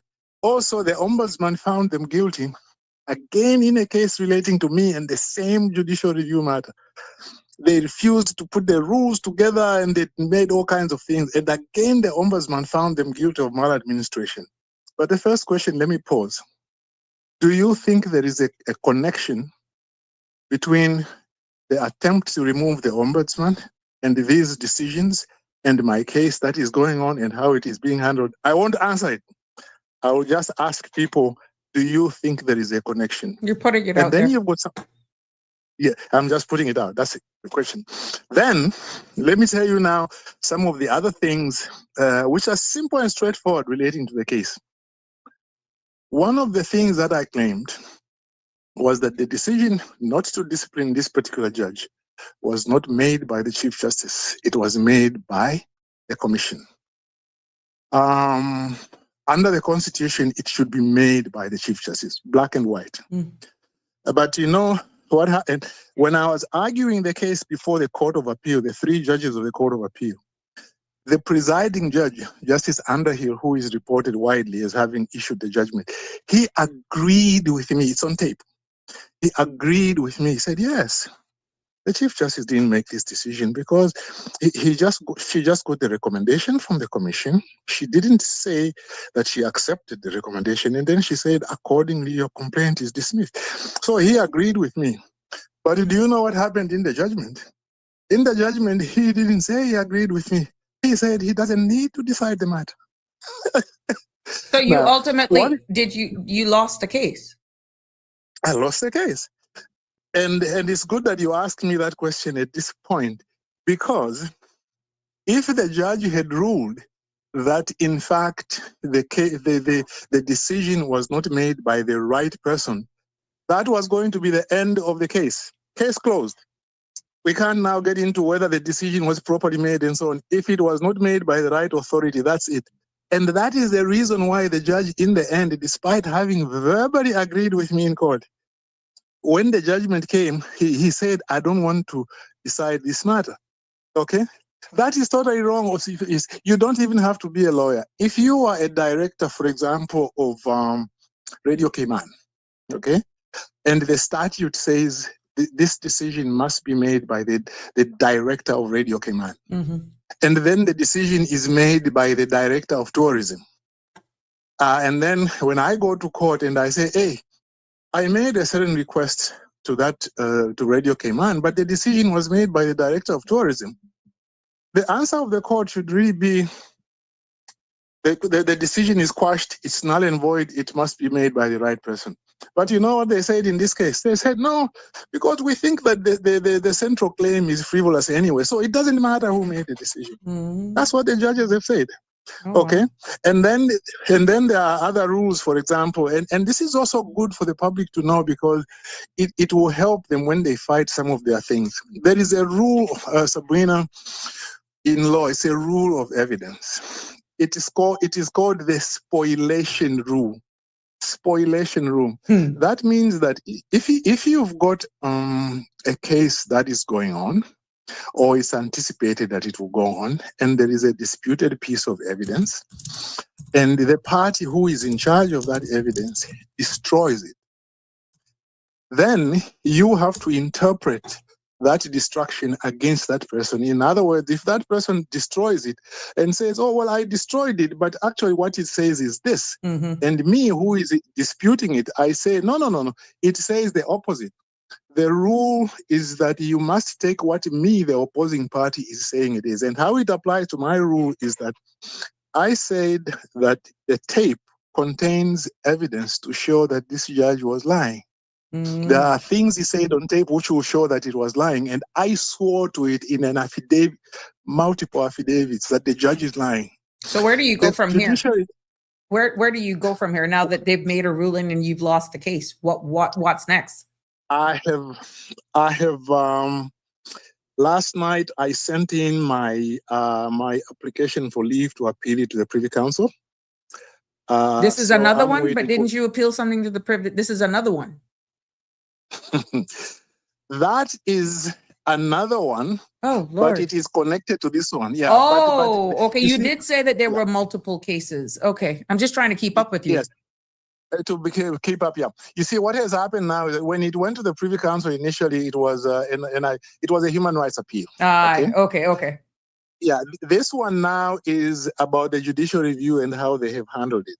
Okay. Mm-hmm. And another issue which is very interesting, you'll find that again there's another rule, right? It's called the rule on uncontradicted evidence. So if I go to court and I file a claim and I've got affidavit evidence, and the other side says, well, what he's saying is not true, but they do not file an affidavit to say that what I'm saying is not true. The rule on uncontradicted evidence says that then you must take what I am saying to be the truth, because there's no affidavit on the other side. Right. It is common sense. They didn't apply it in this case. I am the only person who has filed affidavits to say fact X is true. They claim that what I'm saying is not true, but they've got 4 members of the judicial staff who could have sworn evidence to actually say that what I'm saying is not true, but they've never sworn anything. They've all refused to swear that. No, hold on. Please, You could said see? you got 4 members that could swear that what you were saying was not true is what you said. Was that a fraudulent slip? Okay. Repeat what you Let me said. restate that. Yes. I have to repeat it. Yeah. Okay. I think let me give it a little bit of a fact so that's easier to follow. I just want you My to do allegation- your statement, because what they were saying, that there are people there who would attest that what you were saying was not true is how it came across. Yeah, okay, no, it was the opposite I was trying to say. Basically it's this. I made a request for a video hearing. There was a response from the PA of the judge who said the court has received this request and we are asking the other side to say whether they agree. So for me, as far as I'm concerned, the judge was aware that the request was made. This was like 2 months before. But in his judgment, he said, oh, I denied him the remote hearing because he asked for the hearing shortly before the hearing, meaning basically minutes before. So all I was saying was that the judge is lying when he's saying that, because there's an email from his office acknowledging that it was received 2 months before. Now, if I was lying, don't you think, Sabrina, that they would have gotten the personal assistant and the other people who were copied in the email to swear affidavits to say, well, what the judge is saying is true? They have all refused to swear an affidavit. But meanwhile, the court keeps saying that what you're saying is not true. Do you see what the problem is? Okay. If there is a dispute regarding, that brings me to another rule, which that members of the public need also to understand. You see, we got some questions. I don't want to block you, but we want to answer this so they don't get lost in the sauce here. Oh, sure. The real Michelle Teresa is asking, do I have to be in Cayman to file and serve a writ, or can a friend file and serve on my behalf? Do I have to be in Cayman to file and serve a writ, or can someone? No, you don't have to. You don't have to be in Cayman, particularly now. You can do it all online. You can do it online, file it on the website online. The only thing you have to do is you have to get somebody in Cayman to serve it. You can go to one of the few process servers who are there. You just send it to them. I've done that more than once, and then they can sue you. You don't have to be in Cayman. Somebody can do it on your behalf. Okay. That is the answer to that question. There's a follow-up statement that is then followed by a question from Harry. Could the judge just refuse to rule on the case and send it to someone else rather than make the caller lose his case? And Harry further says, if the judge agreed with him verbally and then ruled differently on the matter for no legal reason, wouldn't that be grounds for appeal? Quick answer to that question, and I'm grateful for that question. And that's one of my grounds of appeal. You see, once an issue is raised, the judge must decide on it one way or the other. He can't say, well, I don't want to decide on it. And yes, to answer the question, that's a ground of appeal. And all these other reasons I've been giving are all grounds of appeal. And as a politician, well, you're not a politician now, as a former minister, the point, I think the one I made about that the right authority should make the decision, that's very important, because in this particular case, it is the Constitution of the Cayman Islands enacted by Her Majesty's government, which says that complaints against judges of the Grand Court must go to the Chief Justice. It's in the Constitution. So you can't say as a judge, oh, but it doesn't matter if the decision was made by somebody else, because we think it's frivolous anyway. But even the decision that it is whether it is frivolous or not, must be made by the right person. I mean, doesn't that make sense? Yep. From what I'm hearing. Yeah, that's the way it is. So I think what if they can just one of the issues, for example, I have raised in my appeal is that there is need to strengthen the issue of complaining against judges. You see, you remember Justice 𝗙𝗥𝗘𝗘 was convicted of drunk driving on her own admission. She was never disciplined. They actually said, well, she admitted and there's no problem, and then she left. When she left, they said, well, she left on her own accord and so on.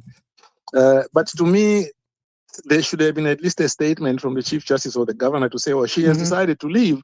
But they should have said, no, this is not the conduct that we expect a judge to be behaving. Nobody said that. This Justice 𝗙𝗥𝗘𝗪 also has not been disciplined. I mean, I have emails which contradict what he said, but even that, the judges have said that it is not enough. So the question you have to ask yourself, for an average individual, what level of proof do you need to show that a judge has misconducted themselves, where even the documentary evidence is not enough? And I can add to that, Sabrina, that when I originally filed the original case, the Attorney General, together with Governor Roper, filed a document in court where they said that we express considerable concern about the behavior of Justice 𝗙𝗪𝗪. I can mention the name because it's in the published document. Justice 𝗙𝗥𝗪𝗪, we express considerable concern. We think that this matter should go to the Grand Court, and in the Grand Court there should be calling of witnesses, discovery of documents, so that a proper decision is made. I'm quoting it almost verbatim because I've read it so many times. And yet when I went to court, the same Attorney General said, oh, no, this is so frivolous, just throw it out. And the judges have agreed. And I pressed the judges. I said, can the Attorney General explain what has changed from the time he said that this is a concerning case on the basis of the affidavit of Mr. 𝗙𝗪𝗪𝗪? Can it go to the Grand Court so that it is heard? What has changed? Because you can't just make an undertaking to court like that and then it has changed. Straight away, it gives you that suspicion that maybe there might have been a corrupt intervention. So all these issues, I think, if I can just end my call now, I thank you for the time, Sabrina. There is need to change the system of judicial review to ensure that these things are not being kept confidential. This is something which I'm considering. If I lose even in the Privy Council, I'll take it to the European Court of Human Rights, because I've taken one case there before, so I know the procedure, because these are rights which are protected even by the European Convention on Human Rights. But we will see what is going to happen. I don't expect that the Court of Appeal will give me leave, because they are basically trying to protect the judge, and they also don't want to embarrass the Chief Justice and the Commission. Imagine if the court said, oh yes, the Chief Justice was not the right person, or rather the Commission was not the right body to make a commission. It's embarrassing to the Commission because there are 4 judges there. It is embarrassing to the Chief Justice. But the point is they should decide cases according to law.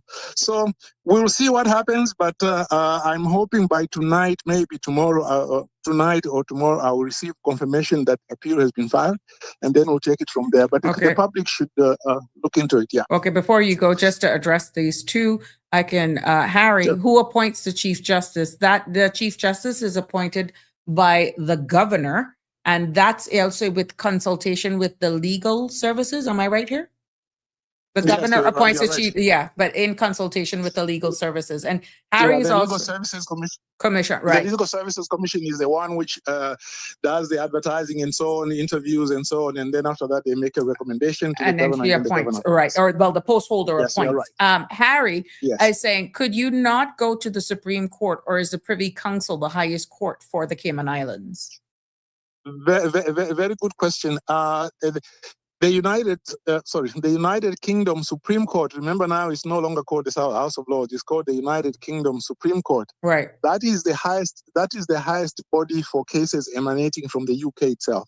But Which for we would be cases considered the UK for this intent? No. Not for the purposes of the UK Supreme Court. However, our highest court of appeal is the Judicial Committee of the Privy Council. So when they say Privy Council, that's a different court, technically speaking. Okay. Because the Privy Council is the one which was put together specifically so that it could deal with cases from the colonies. So our highest court is not the UK Supreme Court. Our highest court is the UK Privy Council. But let me just add one little point. There is a free movement of judges between the two courts. Some people sit, some sit sometimes as Privy Council. Oh God! and then if you think that one is interesting, also some judges sit in the Cayman Islands on the Court of Appeal, and yet still also sit in the Privy Council. The only thing is that when they sit in the Privy Council, they can't, of course, sit in a case which they start on because it's the conflict. I don't agree with that either personally, because to me then it means it's one pool of judges. But that's a discussion. Interesting. For another day. Well, but, that's a crash course in the system. I thank the audience as well for participating in this. Always very grateful to be able to come on your show. Thanks Harry, actually, before you go, so only cases or originating in the UK mainland can go to the Supreme Court, is what you're saying? Exactly. Yes. So that's it. Thank you, sir. Have a good weekend. You too. Cheers. Bye-bye. All right. Bye-bye. Welcome. It's been a minute. Mr. Samamba was MIA, but now we understand what he was up to. And you always learn something from Mr. Samamba. And Harry is saying, thanks, caller. Bye. Oh, Harry. Oh, that heat still got you, Harry? I got family that are in Paris right now. They left Amsterdam and they are from here, Harry. And that was what I was looking at my phone, and they're like, that heat over there is totally different. So it's amazing. They're coming from here, and the heat over there is just totally different. So I got close friends and family now just doing this European tour, and I gotta blame, this is gonna be a family thing now. When they come back, we're gonna tell that they took the tropical heat over there, because pretty much from the time they left, this heat dome was just over the entire Europe. So Harry, I'm gonna try to get my family home to give you a break over there, but they took the Cayman heat over there. 345-936-8255 on this Free Flow Friday here on Sabrina Speaks. Phone lines are open. Good to hear from you, Mr. Samamba, for sure. And Harry also weighs in, going to European Court of Justice, that will be fun. And you were talking about the weather. Heat over here is awful compared to other places. That's what I'm hearing. It's ridiculous. I mean, when you got people resorting to sleeping in parks at night, and parks that would normally be closed are keeping open, because what has happened is that the buildings over there were built to hold heat. And what is happening right now is that they're doing exactly what they were built to do. They're holding the heat, and outside is the best place for people to be at. And even some of the windows, I saw a video today, some of the windows barely open wide enough if there is some breeze blowing, that it's literally barely cracking. So it's very interesting. But I passed through something today. We were talking about AI and how it's going to be taking over. And just by some chance, I was seeing where shopping where AI is doing your shopping. And I came across, you train me how I can do these things. Now I got to thank Sandra for telling me or walking me through how I do this. But now I'm able now to feel a little bit more comfortable. So if you see me putting up videos and stuff like that, I'm getting more comfortable in it. And I thank her for walking me through that, but I had to put it in practice. But this one came up today, and I said I would bring it up on Free Flow Friday to show you exactly how we go to supermarkets is changing. And you know what? Let me play the video and we'll come back and discuss it. But before doing that, let me end this with Harry, not ending it, but let's get this out of the way. Like Spain, 30 degrees, weather is lovely, but here it's really bad to feel sick after 15 minutes. But you guys ain't built for that. I can't handle that, period. And I was in 𝗙𝗥𝗘𝗘, I slaughtered that. It's so different there, but still really weird. Tell me where that is exactly. I'm sorry. But yeah, geography, not my strong point, but I don't do pretty bad when it comes to this region. So let me just share and go into this section with you. Bear with me here as we put this on the screen. And I welcome your feedback as well. Have you guys seen this yet? It's a shopping cart where you just scan it in the shopping cart. Let's try it. It worked. We put bananas in and it's actually weighing it in the cart. Okay.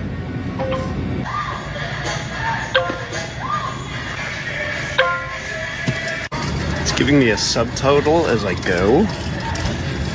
I'd say this is pretty cool. Are you afraid? Do you need me to do it? It worked. You can even throw it in like a sullen teenager and it works. I came in for like 2 things, but this is too fun. Is this burning and eating? I'm done with shopping. The biggest question is, where do you check out? Just in your cart? I'm hitting checkout. $3. Continue to check out. No?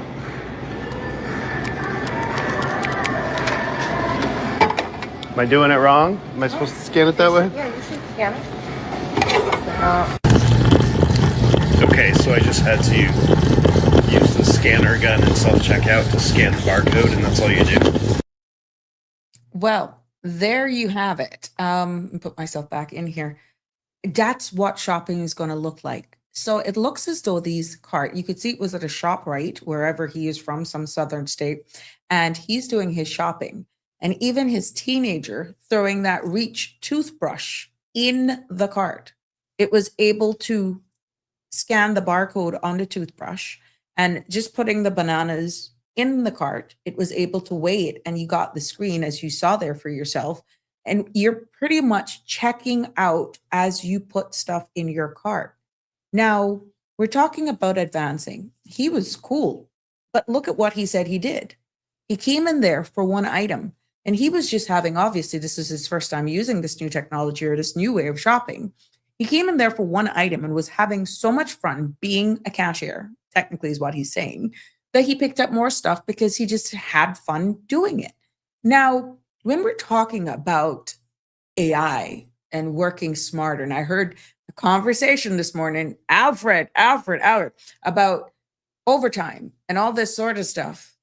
If those carts end up making it throughout supermarkets, that let's say you don't need the volume of cashiers in the stores, then would an extra holiday make a difference?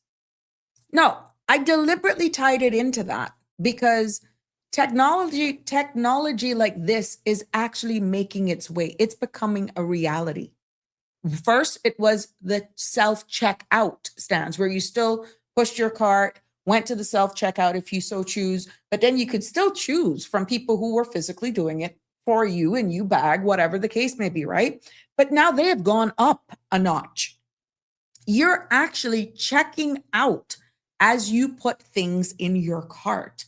And then when you get to, before you leave, of course, as he showed you on the screen, there's a barcode on the screen that you use what you would normally use at the self-checkout for what we're used to. If you've ever used them, you use that wand, you scan the barcode that has already tallied up your bill, and then that's where you make your payment. This, my friends, is what's coming. And it begs to question for all of us who have depended on summer jobs, for example, guilty. Back in the day, I used to look forward for being a cashier, working at a supermarket, that sort of stuff. 𝗙𝗥𝗘𝗘𝗪s back in the days, either packing of shelves or being a cashier, being a bagger. Yeah, but now, and even now as adults, we see our own, so much people using and becoming cashiers as a second form of income part-time after they do their regular daytime job. So if this is where, Chance, don't do that. If this is where it is going, should cut back on shopping, but you see shoplifting, you are quite right, Miss Barbara G. You're quite right. But it is quite interesting. Have you guys seen this yet? It's a shopping cart where you just scan it in the shopping cart. Let's try it. It worked. We put bananas in and it's actually weighing it in the cart.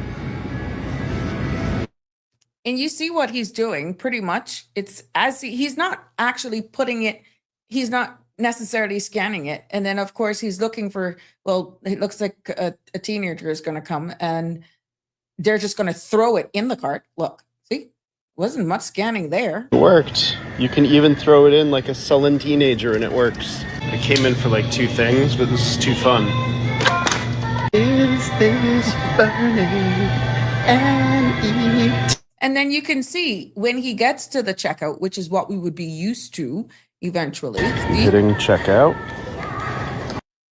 And then you're going to see on the screen, look, there's a barcode. It's just there. That's where you use the wand then that we would be used to. And then that's where you make your payment. But technically, what you're doing is that you're checking out as you are shopping. So for those of us who are on a budget, some of us can do it on the whim where we don't need, you know exactly what you're going in for and you could do the math in your head. But now this is where it's going. You don't even have to do that. And you could have your ready-to-go bags and you just do them. And yeah, it's just interesting where we're going. Let me come to some of the comments here. Thank you for letting me know where that is off the Africa. Yeah, thank you. And Real Michelle, we will hit 20 degrees Celsius here today in the middle of winter too, apparently. You're in Australia. Oh, yeah. Okay. Harry saying Amazon tried something called Grab and Go or something like that, where you just have an app, okay, with money on it, and you just pick up stuff and put it in your bag. And when you leave, just take, yeah, those were the ones where nobody was working. I remember seeing, I'm not so sure if they're still around or if they have amped up certain things, but yeah, there were a few of them around the US. And Miss Barbara, you weighed in on it and said, of course, yeah, should cut back on shoplifting. Your account on an app is what Harry was clarifying. Andrew weighs in on the shopping part. Let's check out cashiers. AI will take over 75% in the next 3 years. Automated robots to repack shelves. Elon Musk is billing millions. Oh, I saw an interview on a man from Financial Times that were giving his synopsis on what's happening there. I gotta try to find that. He's saying, Andrew is saying Elon Musk is building millions of robots for $20,000 each, cheaper than hiring humans and paying salaries, insurance, and pensions. Yeah. And you see, it all depends on what type of business you're looking for. But when you look at, let's say, this $20,000, you're right. It may, for some, based on the business, be more economical for you to invest in that and don't have to worry about overtime. Do you have to get permission from DLP for working over X amount of hours? There's no medical, there's no pension, there's no sick outs. They're making these things pretty much outpace us. And that's my fare. That's one of my fares. But as Andrew mentioned Musk, there was a commenter an economist, or no, not an economist, a financial expert. I'm going to try and find it. I'll share it one day out of next week, where they were mentioning about Musk now having to go to friends, funders, asking for how much billion again. And right now it is, as he described, a bubble. It's a bubble of debt, an unpaid debt, because of persons. It's like they're not getting their return back, but yet he's still now asking for seeding, for funding. And it's quite interesting. I'll try to find it and we can probably talk about it one day out of next week. But when you look at all of this and him being the first trillionaire and all that sort of stuff, but now is still going back to those persons who assisted him to get the IPO. And he even mentioned that this individual mentioned how, that was a distraction, but who's actually catapulting those is the ones who really right now have not made any return on their investment, yet he's coming back for how much billion again in less than, I think he said, a couple weeks. So it's quite interesting when you dig deeper into it, where some of his financiers, those persons who are investors, are actually like beginning to say, but hold on, you're coming again and we're losing. But I guess they're a risk. But hey, I'm not the specialist here, but it's quite interesting how this gentleman summed it all up. As I digress there, Harry's saying, no, they shut that down when the system kept failing. So we were losing tons of money. Thank you for clarifying that. This is why it went silent. Well, look at this now. Maybe this idea with the cart was born from that idea. And I would love to have gotten a patent on those carts. That's a darn good idea, let me tell you. So it's interesting, again, with where the world is going and how technology is taking over. And that may have been a blip, an era, but look, the carts are here. And I could see the carts actually doing the job. And of course, you could see where he went up to the cashier or the checkout stand, and there was still a human being standing there saying, yeah, that's all you have to do.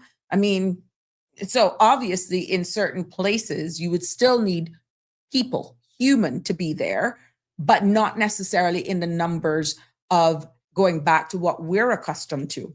Now, it may take some time for it to reach this region or in small island developing states. But if you go back and recall the news segment that I had this evening, Jamaica's getting ready. And let me tell you something. The Prime Minister of Jamaica is definitely making his rounds in Guyana. And I'm looking at other regional small island development states leaders that they're making their rounds, joining forces in trying to bring things as they almost do a reset, whatever, despite separate the shroud of questions that is coming over certain jurisdictions more than others. But what I'm saying, if you listen to what they're saying and what they're trying to do with innovation, making sure that, pace is a big thing. And I found the news article, where Prime Minister Holness says at the Futures Leaders about Futures Leaders is that Caribbean's leaders will be defined not only by commodity oil, but by artificial intelligence, digital government, and faster decision making. Yes, these were what he said at this opening of the International Building Expo that's taking place in Guyana. And he also warned that the Caribbean can no longer afford being slow, outdated bureaucratic systems, and they must move at pace of innovation. So that is broad. We can dissect that statement how you want it, but it goes right back to the conversations that we were having at the beginning of the week. And if you listen to our very own parliamentarians, they're pretty much saying the same thing. So again, it's all coming together. I think that even though we were British overseas territory jurisdiction, the operations and the workings of how governments operate is pretty much the same. And they're all, including the UK, they're all saying the same thing. Pace, getting better systems. Everyone is saying it, but they're not saying it, if you get what I'm saying. Harry is saying, I have some very sad news. Raymond's Lindy shut down and only one store in Colford remains. Tell me about this. What is this? Was this a big chain there and a lot of people, and what caused them to close down? Tell me more about that. As we keep it regional, I also, unfortunately, I don't want to end on a note, but just like I was saying in the news segment about what's really happening on the grounds of Venezuela, I found this is either a video or a news article, I think it is. But let me show you some of the images that are coming out of Venezuela. This is as early as today, so bear with me.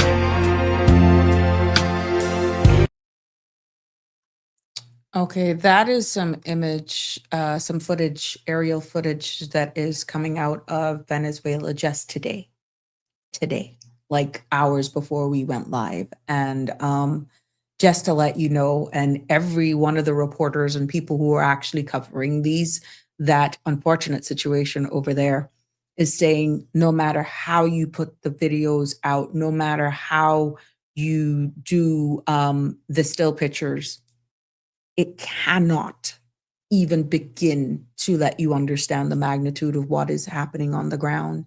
And up to when we went, I want you to put these numbers into perspective. Right now, it's only estimated 50,000 persons remain unaccounted for. Think about that number. And that continues to actually increase more and more as more equipment comes on the ground and more help is coming in. So yeah, I just thought I had to share that, because when you look at ourselves, we're a blessed jurisdiction, but still, we're not immune from the realities of any of this stuff that could happen. So yeah, as I get more comfortable in this, you'd be seeing more stuff like this, and so that it can put our conversations into reality, because you can have better ways of comparing and comparisons as we continue to build this space here, one episode at a time. Harry's explaining it was a store in the forest that has been going for like 80 years. And they used to sell carpets and clothes and stuff, but the woman who owns it got ill. So her daughter has reduced it to one remaining store. Okay. And my thoughts are with those affected. Oh, your thoughts are with those with the earthquakes in Venezuela. Oh, thank you for clarifying both. And yeah, Harry, I just couldn't end today's episode without sharing that, because, sometimes we complain and moan, oh, this and that. But a lot of these people are sleeping on sidewalks. They are literally sleeping on highways. They have tents now pitched. And as aid comes into them, we're seeing where, their hunger is beginning to set in, and it's just devastating there with them on the ground. So I just want us to, no matter what, just give thanks for what we have. And once there's life, there's hope. Yes. But I can tell you what, if your surroundings is anything like that, a loss of a loved one, maybe you can't get connected with your family. We know how much people are here. We have a lot of Venezuelans here in the ground in the Cayman Islands. And, You know, you can't imagine what that must be like there. And as the days go on, there is the window of finding anybody alive is beginning to narrow. So we want you to keep that in the back of your minds for sure. But yes, we have come to the end of this week. I want to thank all of you for being with me this week. Oof, thank God it is over. What a week it's been. Quite emotional, ups and downs, but that's life, isn't it? But we still showed up. You all showed up here as well. Thank you for your participation. Even Alfred for talking about dusters and challenging me. Oh my God, what's that man is something else. And for all of you, my content creators in Bloom, for all of those who call, send me those images of those mangas. Yes, even those. I had a half of one today, a half of one. And yeah, and I enjoyed it. I must tell you, I did. I can't eat a whole one because of my gastric bypass. The natural sugars would just set me crazy. It's just too sweet. So I was praying because when I ate it, that it didn't impact me while I was live because it doesn't hit you immediately. So I was just gorging myself with water before coming up here, trying to dilute it. But I really enjoyed the piece that I had. And for all of you who are looking for Mango Fest, enjoy it. I am looking forward to it as well, but just a season, period. It has been a pleasure bringing you this episode of Sabrina Speaks. Thank you from the bottom of my heart for all of you sticking and staying with me this week. I'm looking for and hoping for a wonderful and safe weekend and for a productive week ahead.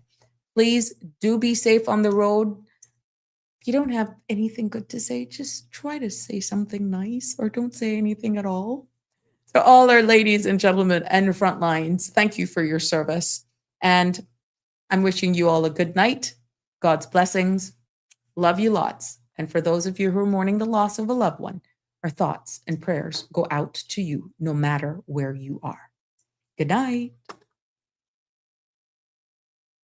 That's a wrap for today's edition of Sabrina Speaks.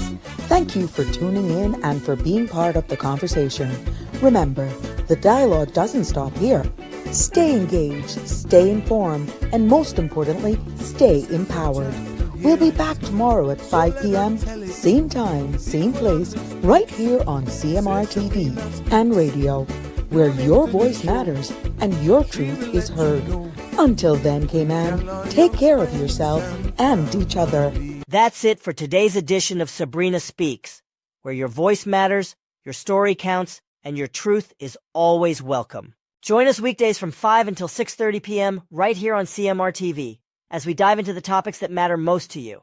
Catch the show live or on demand at cmrtv.com. And don't forget to follow us on Facebook, YouTube, and Instagram so you never miss a moment.